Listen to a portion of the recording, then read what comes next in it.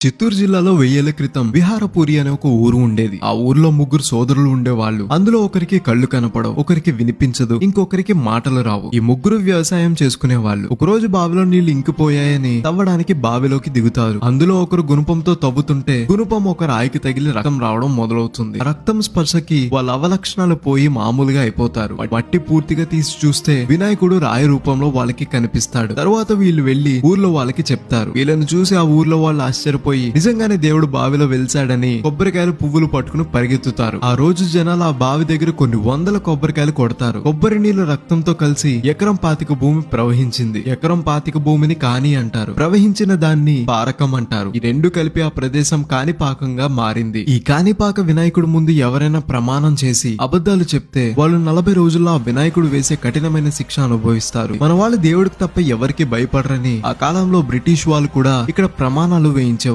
బావిలో వినాయకుడు విగ్రహం ఆ రోజు నుండి ఈ రోజు వరకు పెరుగుతూ వస్తుంది. ఆ బావిలోని నీళ్లను ఇక్కడ భక్తులకి తీర్థంగా ఇస్తారు. నిజానికి ఆ ముగ్గురు అలా పుట్టడానికి కారణం కృతయుగంలో వినాయకుడు ఇచ్చిన శాపం. ఆ కథ ఏంటో తెలుసుకోవాలనుకుంటే గోదావరి స్టేషన్ ని ఫాలో అవ్వాలి మరి.